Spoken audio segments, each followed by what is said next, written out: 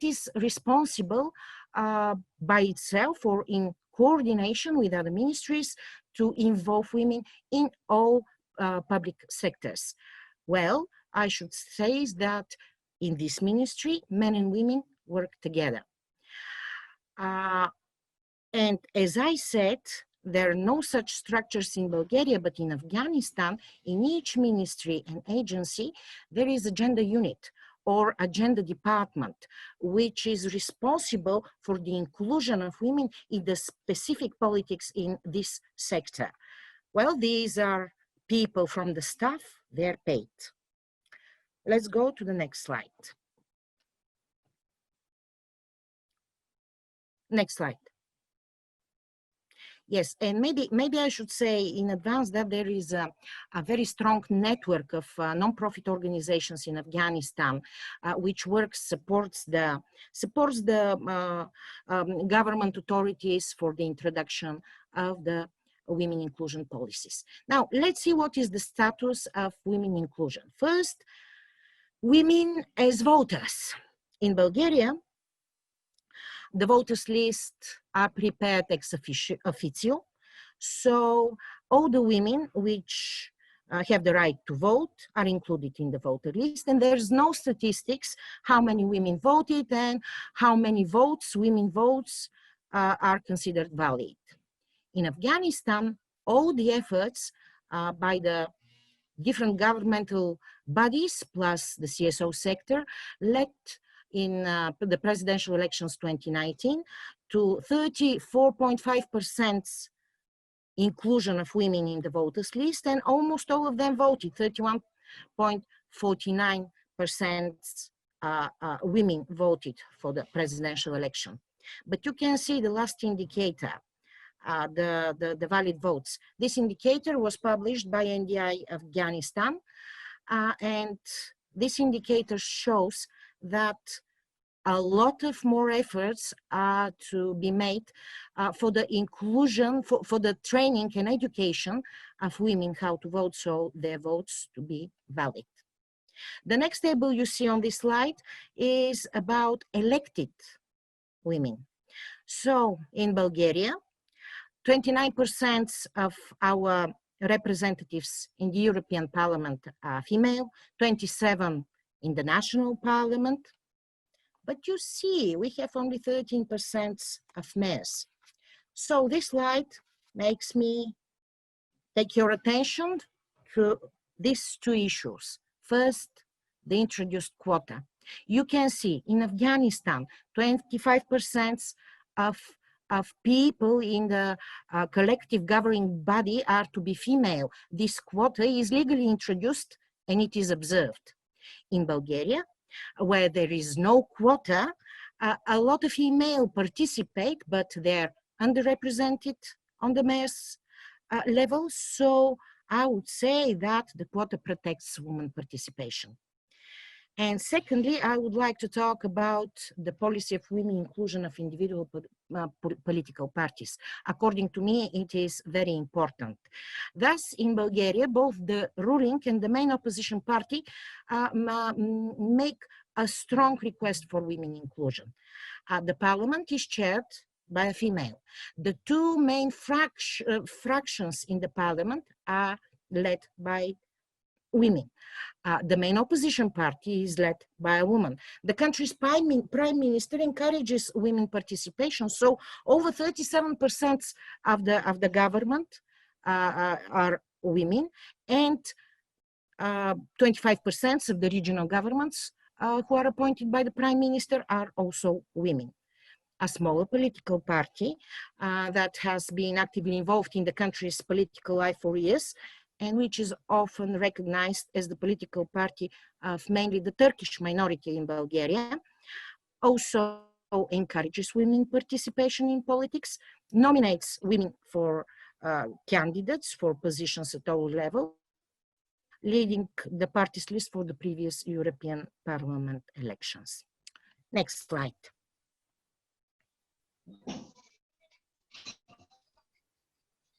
Yeah. Tanya, please. Thank you. Let us talk now a little bit about the barriers in front of the women inclusion and what stereotypes are to be overcome. Now, even in Bulgaria, where gender equality is a tradition and it is violated mainly by marginalized group, the women inclusion into the politics is not without problems. And the main problem is highly discriminatory. For example, if a woman which is nominated or which wins elections, if this woman is very pretty, if she is beautiful, there are comments that she is on that position due to the fact that she has intimate relations with a man, an influential man. And if the woman is not so attractive, there are comments that, well, she is ugly and this is the reason she is into politics. Only her participation in politics remains. So to overcome these negative comments, a woman should on a daily basis show her qualities, her professionalism, and that she deserves her position. In Afghanistan, the situation is much more severe. This is a male-dominated and highly sex-segregated society where women are often thought only as mothers and wives, and they're thought to remain at home and not even go out from home. Well, these stereotypes have been superimposed for years, and they're too persistent. And this is why overcoming them is a long and a complex process. But I believe that there are several mechanisms to try to deal with the situation. First, education, education, and education. Education of the society. The message for women inclusion should be intensively in the public discourse, and all the informational channels at all levels should be used, this message to be delivered to people. And second, of course, education in the schools. I think that the equality for men between men and women and the protection of women rights is to be included in the educational system, educational program, because the work with youth is very important. Second mechanism is already discussed: individual policy of individual political parties for women inclusion. The third place takes the active involvement of men in the promotion of women's participation, and I'll provide you here some examples.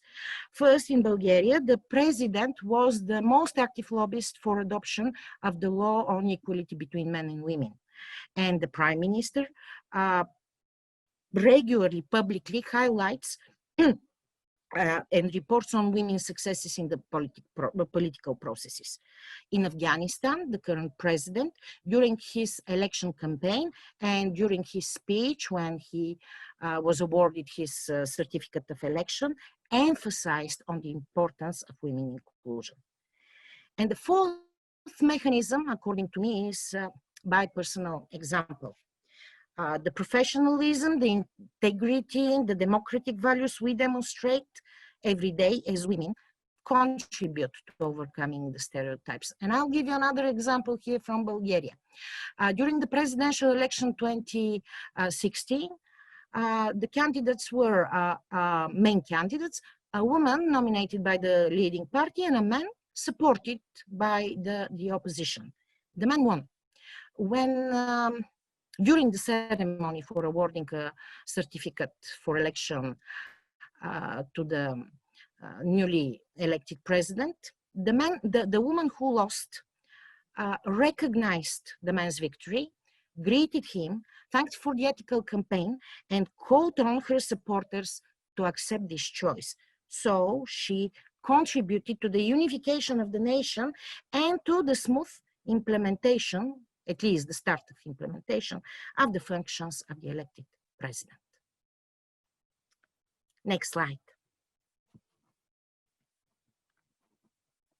Now, let us talk a little bit about the electoral management bodies and their work in the field of women inclusion. mainly in Afghanistan. In Bulgaria, the Central Election Commission, the regional election commissions, the local election commissions, and the polling staff are dominated by women, starting from 50% on the central level and going to 85% on the polling staff level.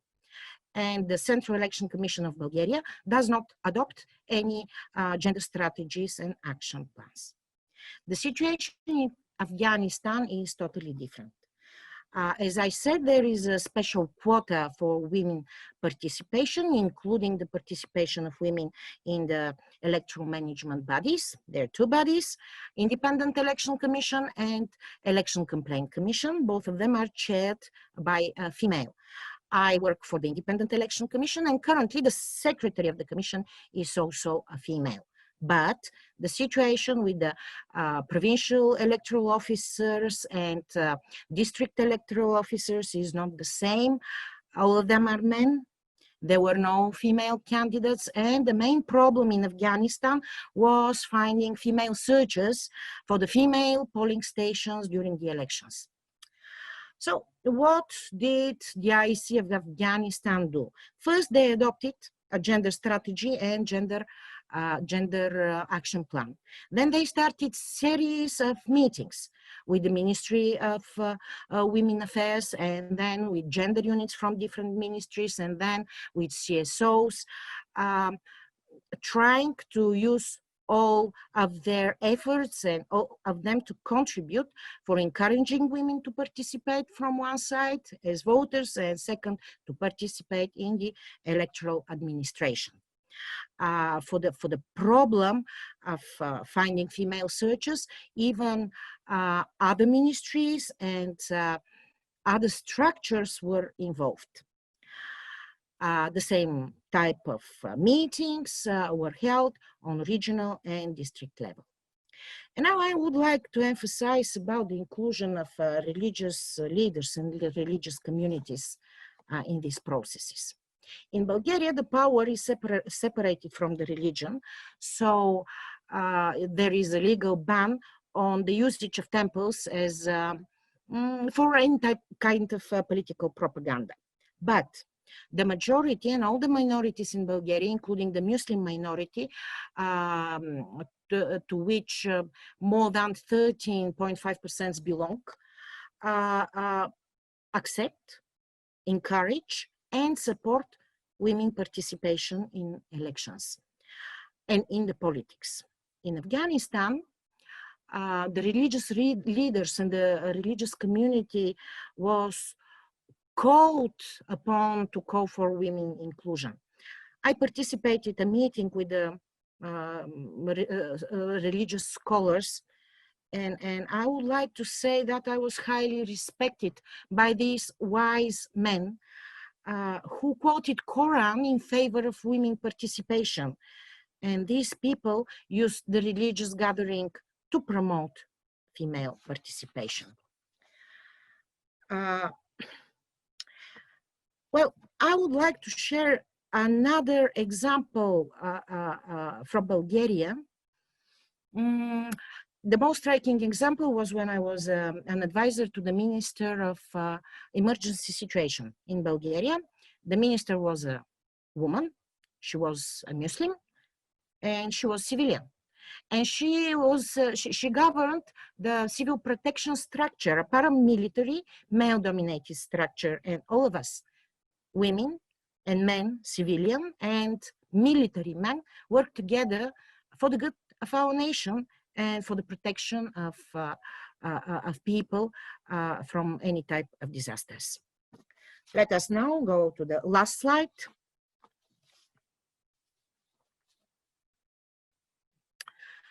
Well, these are some ideas for success of women inclusion.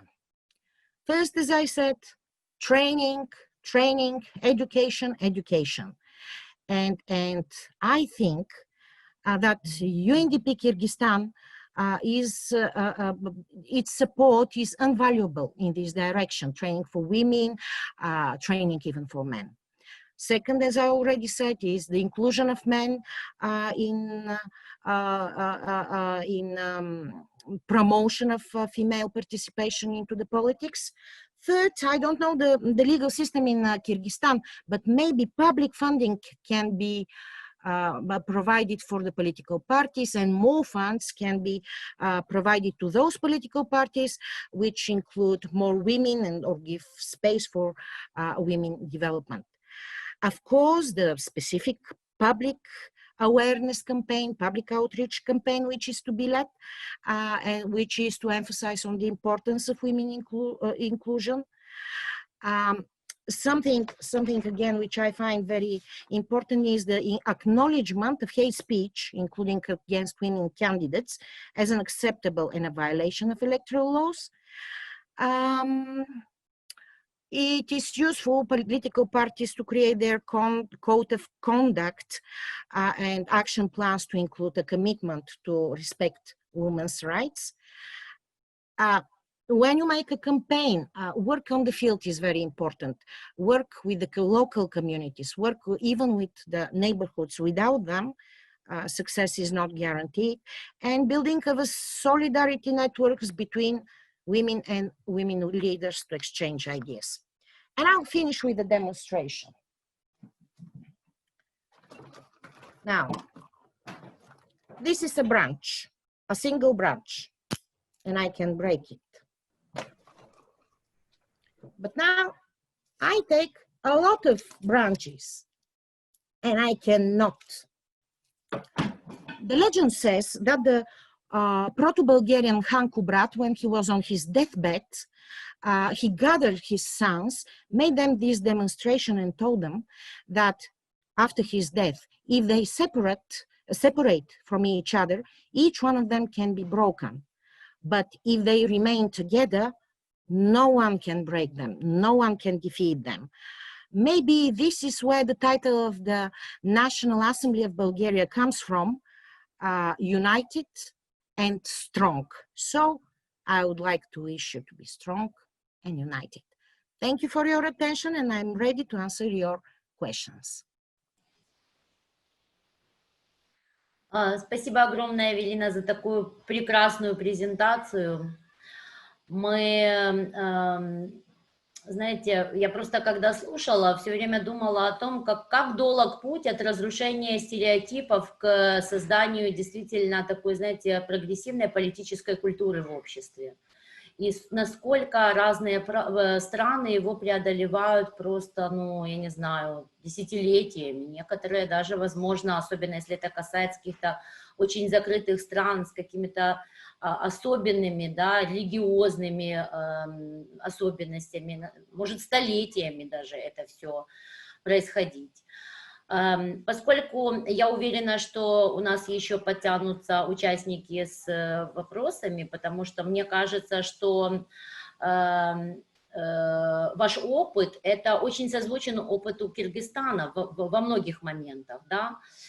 Начиная от органов, которые отвечают за гендерную политику и на исполнительном, и на законодательном уровне, заканчивая какими-то особенностями в обществе, да, вот культурными. Позвольте мне спросить, как вы считаете, мы часто говорим, что, конечно, стереотипы нужно менять, и это очень важно, но есть какие-то факторы, например, развитие технологического прогресса, да, или развитие интернета, рождение новых поколений, которые убыстряют все эти моменты. Как вы считаете, есть ли примеры из вашей работы, что это действительно случается сейчас быстрее, и насколько молодежь вообще должна, не то чтобы даже должна, какие пути, насколько она будет влиять на разрушение стереотипов и создание новой политической культуры? Dear Tanya, thank you very much for your question. Yes, we live in a society where the technology develops very dynamically. And let me first give you an example from Afghanistan, the technology and female inclusion. Afghanistan decided to use biometric voter registration and biometric voter verification devices as a strong anti-fraud measure during the elections. So before that, when voting, females wear their burqas. And this was the first time when the Independent Election Commission of Afghanistan took a decision, a facial picture to be captured for both men and women. This decision was highly criticized by different parties of the society, but you can see from the tables I showed that it didn't decrease women participation in election. So just the opposite, compared to the previous elections, more women participated. And secondly, the development of the technologies is directed mainly towards young generation. Actually, young people can use the technology much better than us, than the old generation. So the usage of the internet web pages, the usage of social networks for the campaign, both campaign of female candidates and the campaign of the respective Central Election Commission is very targeting these people, is very appropriate because they read the social networks.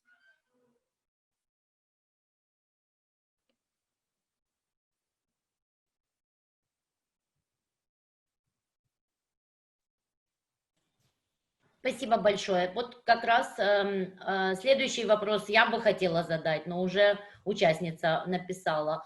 Как раз о важности государственного финансирования, отношении в обществе к этому вопросу. Вопрос такой. В Киргизстане несколько лет обсуждается инициатива государственного финансирования партий, но, к сожалению, общество зачастую выражает неготовность к этому. И думается, что это прежде всего связано с недоверием, больше с недоверием, чем с отсутствием финансов. Каков опыт в Болгарии, в Афганистане относительно вот как раз финансирования, насколько оно работает как какой-то мотиватор для большего участия женщин или наоборот как препятствие для женщин, политического участия женщин в избирательных процессах? Well, Bulgaria has different experiences. First of all, there is a public funding for the political parties in general. It is based on the number of votes each political party received during the previous parliamentary elections. And not only parliamentary represented political parties receive fundings, but also those who are not represented in the parliament, but received more than 1% of the votes. It is something like 6 leva, Bulgarian leva per vote. So these funds are separate and they are targeted, and some of them are used for the electoral campaign.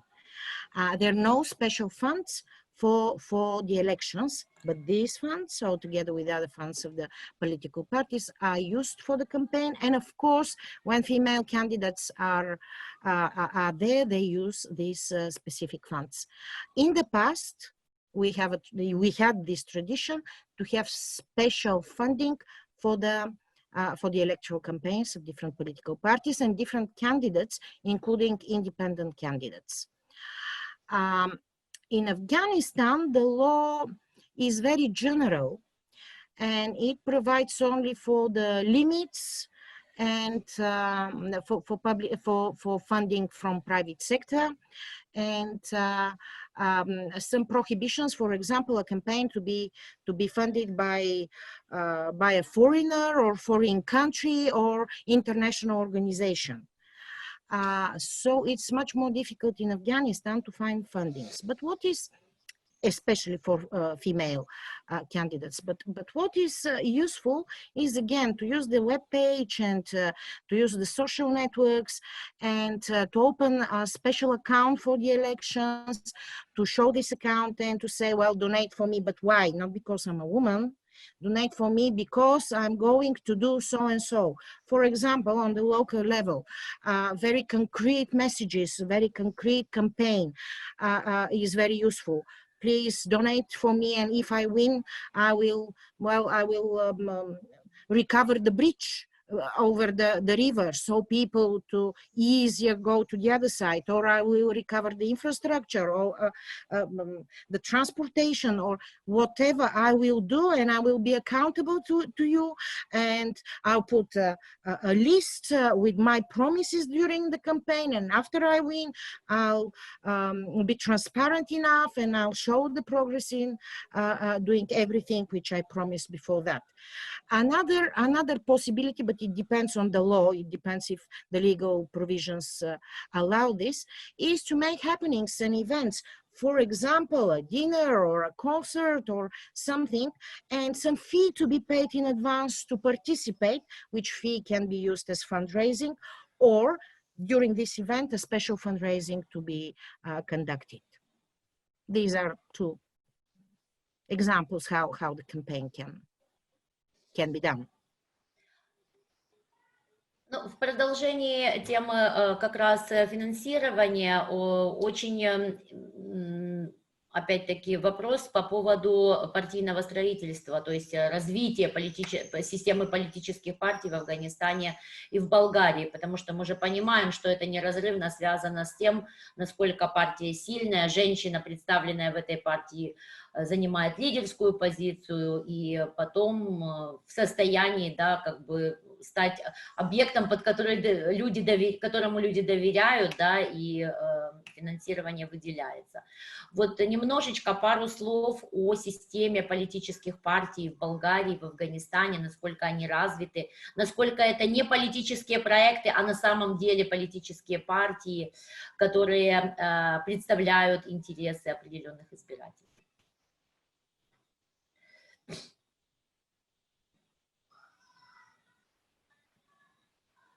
Bulgaria has a very well developed political party system. Bulgaria is pluralistic. There are political parties which work only on a local level and a lot which work on a national level. So political party system is strong, and the main parties, the leading one and the opposition one, have strong policies for women inclusion, and they're example for the others. So this is the reason the equality between men and women here is, it has its tradition, but is kept at the moment. Well, in Afghanistan, I would say that this is a young democracy. So the political parties there are not so strong, so stable, so democratic. They are to learn more and more, to put much more efforts, and especially in the field of women inclusion. Actually, for the presidential elections, the main active parties were the parties of the previous president who was re-elected and the previous CEO. So somehow the political parties there go with the institutional position of the leader of the political party. But what I can say is that both they are two strong leaders, and both of them support women participation. So due to their efforts, personal efforts as leaders, women are represented.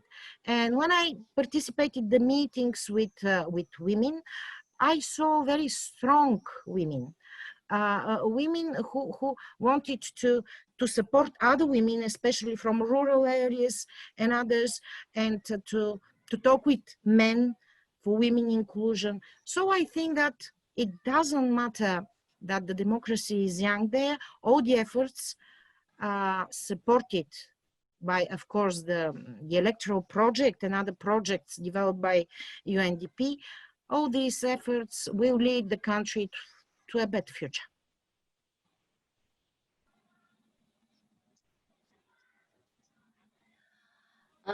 Благодарю. Здесь есть комментарий такой, ну, комментарий признания от нашего национального эксперта гендерного Талайкули Исакуновой со словами благодарности за именно ваше женское лидерство и прекрасный пример этого лидерства, ну, уже даже в разных странах. И немножко такой провокационный вопрос. Как вы считаете, если уйдет представительство международных организаций, международная помощь, техническая помощь, в Афганистане правительство сможет самостоятельно, уверенно проводить гендерную политику?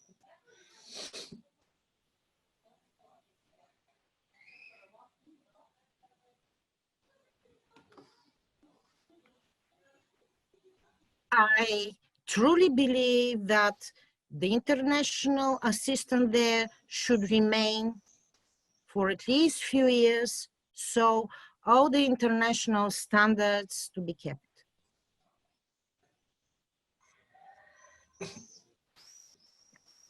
Благодарю за дипломатичный очень ответ. Я, честно, позвольте мне сказать два слова, у меня нет опыта работы в таких закрытых странах, но я точно знаю, что дорогу осилит идущий, и что шаг за шагом, каковы бы ни были тенденции в обществе, развития, все равно я поэтому именно и говорила о развитии технологий. Знаете, мы живем настолько в горизонтальном мире, что прогресс невозможно остановить. Прогресс примера хорошей жизни других стран.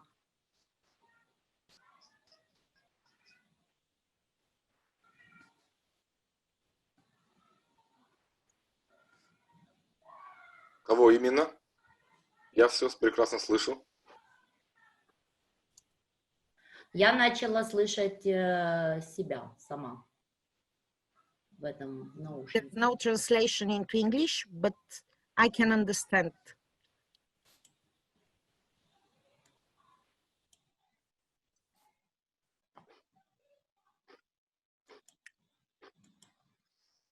Александр, вы слышите меня?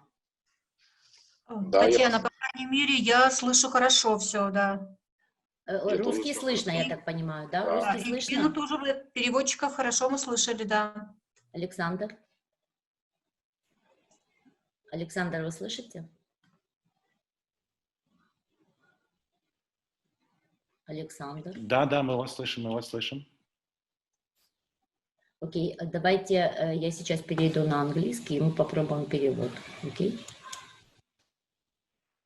Я сейчас на русском. Мне нужно, чтобы услышать... Не, подождите, давайте я говорю, вы переводите. Переводите, я у вас услышу. Я английский слышу. Не, я слышу, подождите, да, английский, наверное. Вам нужно перейти на английский канал, Татьяна. Хорошо, перехожу. Давайте говорите что-нибудь. Да, сейчас хорошо. Давайте продолжим. Попробуем. Если что, опять прервемся. Я уверена, что прогресс, знаете, в обществе должен происходить по горизонтали. Это, в принципе, то, о чем демократия есть. Да? Поэтому, знаете, очень часто такие тенденции, о которых мы говорим, там, горизонтальные, когда мы говорим о ценностях, когда это уже переходит на уровень развития какого-то прогресса, да, и все страны, почему я говорила именно о молодежи, потому что они видят примеры других стран, а это самое важное, чтобы иметь возможность сравнить себя и понимать, насколько, задаться вопросом, почему люди в той или иной стране живут лучше, почему это работает, почему у них есть больше возможностей и так далее и тому подобное. Поэтому, мне кажется, это просто будет дело времени, насколько вот такие демократические изменения быстро придут в страну. У нас есть очень конкретные вопросы, Эвелина, из Фейсбука. Что обозначает пассивная регистрация в Болгарии? Вы помните, там есть на слайде.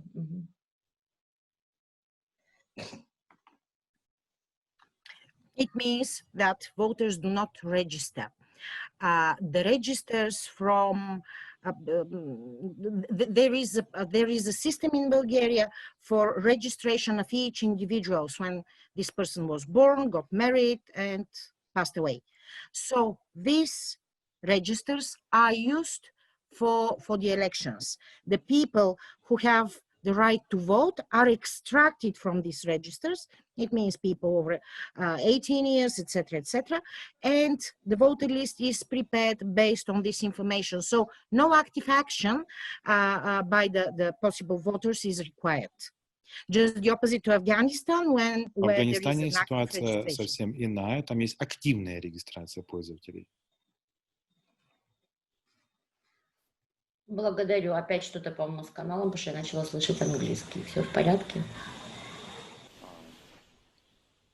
Я, Всё в кажется, порядке? участник уже. Ты зашел, Нора? Да. Я не знаю. Давайте... May I say a few words about the youth in Afghanistan? Definitely, you have to, but wait a minute, there is an interpretation issue. Hold on just 1 second. Okay. Александр, вы сейчас уже как переводчик, да? Все в порядке, правильно? Давайте продолжим. Please do. Пожалуйста, Евелина. Okay. So let's finish with the voter list. So this means passive registration. Actually, people are put into the list without any active action.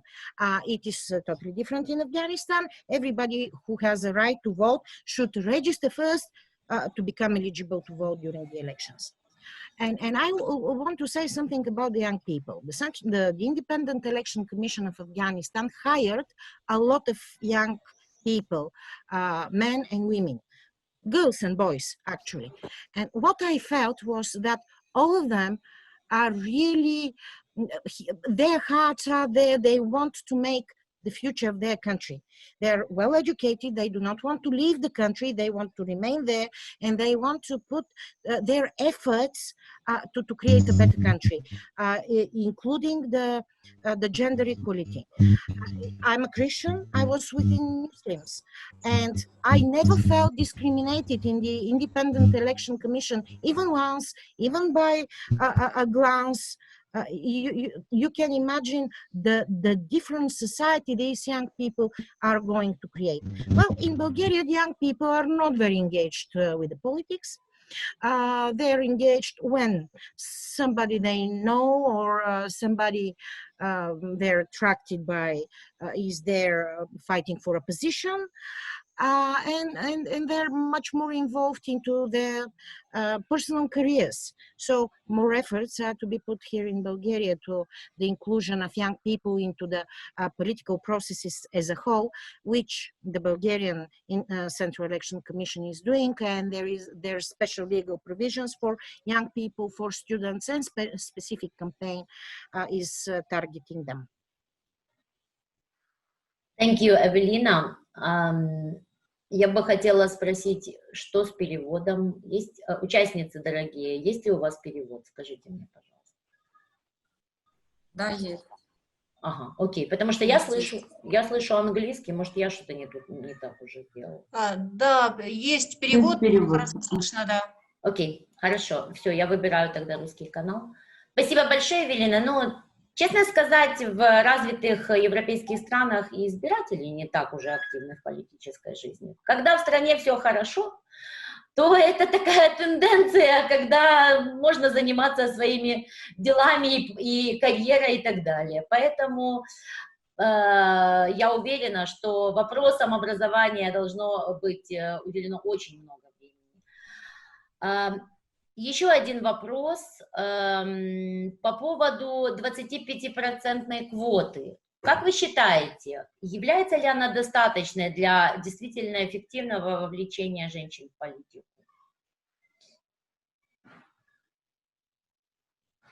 I would say this is a good beginning. Well, I pray for a society when there won't be any discussion about gender because both sexes will be accepted as equal. But at this moment, when there is a problem, 25 is a good first step. And of course, it is to be enlarged. Спасибо большое. Мы близки к тому, чтобы уже заканчивать нашу дискуссию. Есть еще один вопрос. Есть ли механизмы квотирования для членов ЦИК и судебной системы в Болгарии?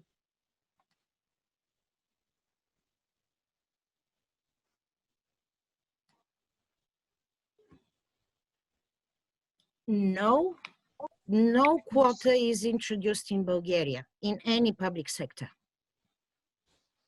But the administration is dominated by women, the electoral administration as well, on the central level 50%, on the polling station level till 85%, and the judicial system is dominated by women as well. Well, the prosecution is dominated by men, but they are women prosecutors, female prosecutors, but the prosecutors are mainly men, and judges mainly women in Bulgaria. Спасибо большое. Юля. Dear Lina, first of all, let me thank you for such an interesting presentation. It was really excited to hear your experience. And just to clarify a little bit, from your personal experience, what was the most impressive when you joined Afghan Election Commission after Bulgaria? What was shocking for you from Afghan experience? What was you not expecting to see there?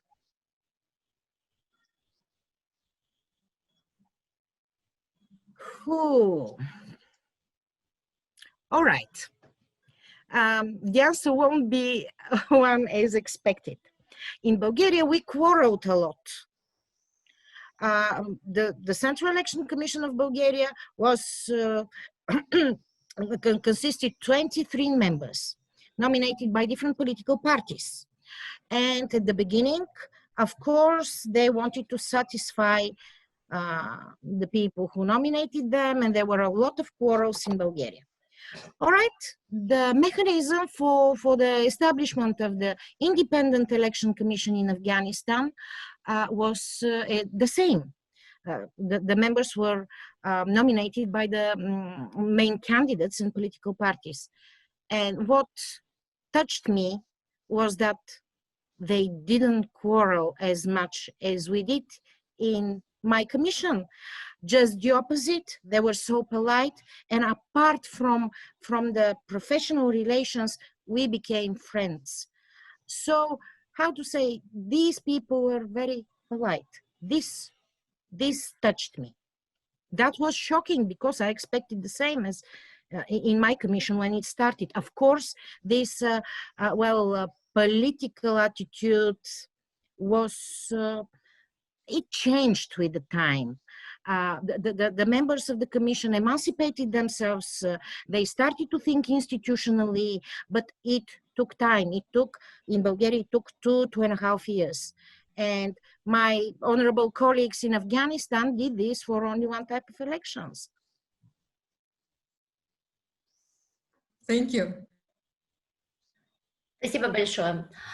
Ну, поскольку у нас больше нет вопросов, да, позвольте мне все-таки такой вопрос задать, как сказать, мне кажется, очень важный, потому что на самом деле изменения происходят только тогда, когда есть влияние общества, и, конечно, в этом роль общественных организаций очень велика. Гендерных организаций, профильных, да, для решения этого вопроса, тех, которые вовлечены в политику. Как вы считаете, мы все прекрасно знаем, что и техническая помощь в том числе идет этим организациям для того, чтобы они могли помогать обществу, могли помогать государственному аппарату, машине, да, какую-то counterbalance, да, то есть балансировать процессы в обществе. Как вы считаете, что может быть по-другому, может быть нового должно быть сделано со стороны общественных организаций, неправительственных организаций, для того, чтобы эта тема, кроме образования, кроме воспитания, для того, чтобы на самом деле ускорить вот такие вот гендерные, да, моменты, то есть повышение политического участия женщин в обществе.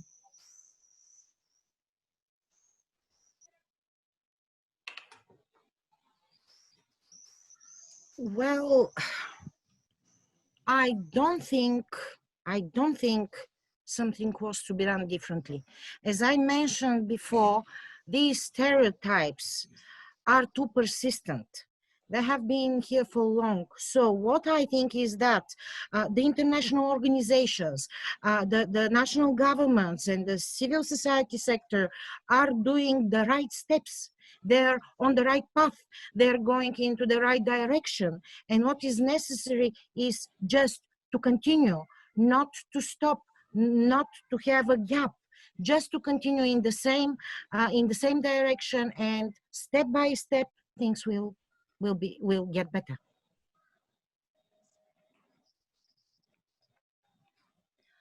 Ирина, я благодарю вас за участие. Мне кажется, что это было просто, для меня это было очень интересно, познавательно. Уверена, что для участниц тем более. Особенно ваши слова по поводу, поскольку у нас среди участников очень много людей, которые представляют гражданское общество в Кыргызстане. Мне кажется, здесь важно подчеркнуть момент, что вот такое политическое лидерство начинает свои корни в общественных организациях, да, в организациях гражданского общества и должно продолжаться в политике.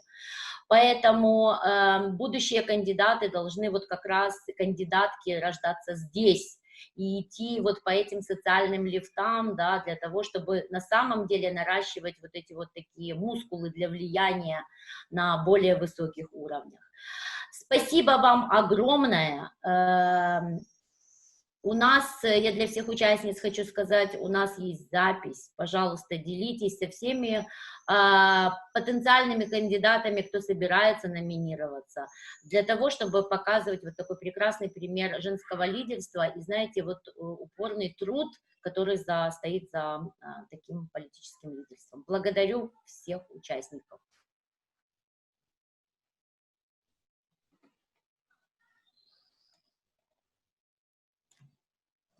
Thank you so much. Thank you. Thank you.